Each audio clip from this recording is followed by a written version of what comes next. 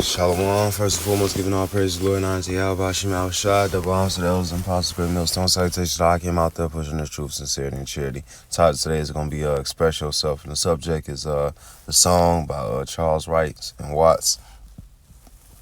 The title is the name of that song, and 3 points I just want to go in on the lyrics, right?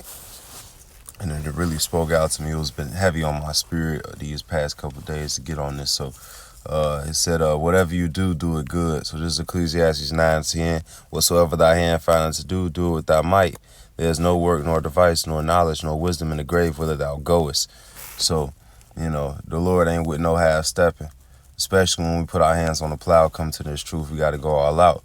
But whatever you do, you got brothers here in Chicago, Great Millstone, that take up the jiu-jitsu, and that is actually art, and that's a school. They go and learn. That's a training, and whatever you do, do it good. You know what I'm saying? Because you can monetize that jiu-jitsu or any martial art, whether you use it to train people and get paid for it, whether you become a bodyguard, or any other way you can monetize that skill, what some brothers, I ain't gonna say brothers' occupations or names, but some brothers may be bouncers, right? The martial arts is actually a skill that you can train. It's a school, right? Whatever you do, you pick up a trade, right? Or you pick up some type of art. If you're good at drawing, if you're good at making poems, whatever, these things you can not just monetize them, you can use them to make your life better, So another point he brought out, he said, and he strung it on just so he keep the rhyme, but he said it's not what you look like when you're doing what you're doing, but it's what you're doing when you're doing what you look like you're doing. But to summarize that, he said it's not about what you look like, but what you're doing. So continuing in the next verse, that 9th chapter of Ecclesiastes, is verse 11. I returned and saw under the sun that the race is not to the swift, nor the battle to the strong, neither yet bread to the wise, nor yet riches to men of understanding, nor yet favor to men of skill, but time and chance happened to them all. Exactly. So yeah, it's that going to the next point in that song that he said some people have everything and other people don't, but everything don't mean a thing if it's not the thing you want. We gonna go into that too, but I'm gonna touch on that. It's not what you look like, but it's what you're doing, cause the world is carnal, right? They only believe what they see. So yeah. What's the point I want to hit on is that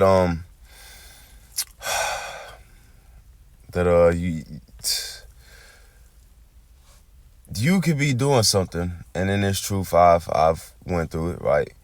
And it's nothing wrong, but to the world it looks like something bad, right? It looks like something wrong, and you're gonna have that in this truth where you'll be misunderstood, and this is how false accusations come upon people. This is how these things kind of happen. Joseph's situation is a perfect example. He was trying to run away from the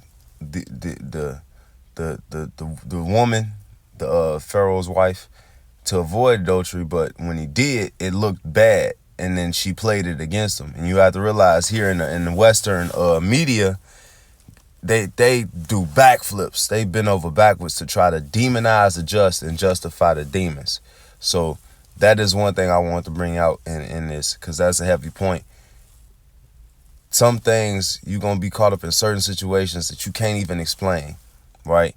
And it's going to look like you're doing something very bad, but really it's not like that, right? Especially being a man, they try to really demonize you here, they really try to beat down on the man in the Western society, especially here in America, right? Now, touching on that, the haves and the have-nots points, and it says that everything don't mean a thing if it's not the thing you want. So Proverbs 30:7, it says, two things I require of thee, deny me not them before I die, remove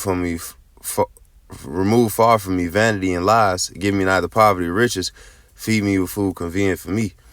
And it's really about being content for certain things, and apply wisdom when I say these things, because there's a time and place for everything, and there's a way to do things and a way not to do things. So it's a time to be content, or area to be content, and then there's an area or a time to be ambitious, right? And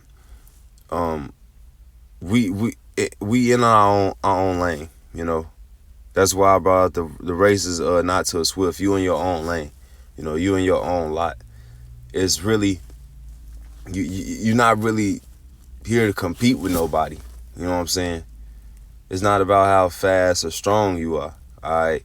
It's not about how much money you have. And he talks about the have and have-nots, right? But everything don't mean a thing if it's not the thing you want. You have to be yourself, basically, right? And then I had asked to Google what's the keeping up with the Jones. They said they are doing something in order to show that they have as much money as other people, rather than because they really want to do it. Right? Don't pierce yourself through with sorrows trying to keep up with the Joneses. 1 Timothy 6:7. For we brought nothing into this world, and it is certain that we can carry nothing out. Having food and raiment, let us be therewith content. See, it's content. So it's a righteous way to be content, but it's also a righteous way to be ambitious. There's nothing wrong with but it's about the time and place, and it's about the way it's done, and that requires discernment. So next verse. But they that will be rich fall into temptation and a snare, into many foolish hurtful lusts, which drown men in destruction, perdition. Yeah, because when you try to keep up with riches, or keep up with certain things, you could stress yourself out, man. You could really do it to yourself, man. You ain't got to be like nobody else. Be yourself. All right, be yourself. Don't let nobody try to force you to be like them either. Verse 10. For the love of money is the root of all evil, which some covet after. They have erred from the faith and pierced themselves through with many sorrows. Right. Keep trying to keep up with the Joneses. You might have something nice, a little something here, or a little something there. You ain't got to have it all. Especially if that's not what you want. If it's not convenient. Right? It's ways to be content, and there's ways to be ambitious. And I said it a third time. Maybe the fourth in this video. 1 Corinthians 7:31. And they that use this world as not abusing it, for the fashion of this world passed away. Right. The ways of this world pass it away. That's some Western mentality. You gotta have it all. Consume, eat. It's these people, they live to eat instead of eating to live, So, and I just want to touch on this subject one more time. Yes, especially when you in this truth, you are gonna go through some situations it's hard to explain, and you look bad. But it's not like that.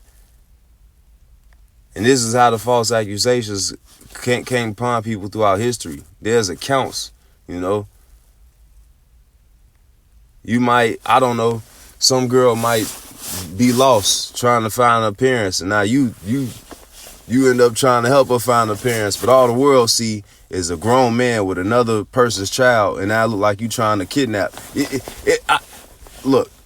I've witnessed certain situations where you just look like you're doing something bad, but you're not. And it happened to Joseph. And what happened to him, he got in prison for it. But he stayed faithful to the Lord, and he was made basically the ruler over Egypt. Pharaoh told him, only in the throne will I be greater than he. But can't nobody move a foot lest Joseph say it. So it's about having faith and believing, despite what may happen, despite what may certain things may look like. It's about having faith. You may lose things, man. And that might be the way you lose things. You might lose a job. You might lose a certain yeah. It can attack your character, your reputation to be false accused. It's not what you look like, is what you're doing, man. Where's your heart really at? You know, where your mind really at? We talked about in the book of Susanna when she was being false accused, because the situation she was in, it looked bad. 2 elders versus her word, and she was caught by herself. She looked like she was doing something bad, but she wasn't. She was being faithful, right? But she held firm. She stood her ground. She did what she was supposed to do faithfully, and the Lord came through for her. Is the point I'm trying to bring out. And guess what? Her reputation, I think it was her servants, they said, no, that don't sound like Susanna. And that's why I say having a good name is more precious than oil. All right? Because when you have a certain reputation about you, when you actually act a certain way, when you go in the midst of wolves and be wise as serpents and harmless as doves, right? Bringing little to no blame to the ministry as possible. And if it be possible, as much lied within you to have peace with all men. When you doing that, when that's what you do, it don't matter what you look like. And that's what I wanted to bring out, and Lord willing, this wasn't too long. But I'm going to end it right here. Hopefully this was edifying. I want to give all praise and glory and honor to Yahweh Shem Al Shai. I'm the brother Yalad, signing out. Shalom, Kwame Asherala, and Abba Ball.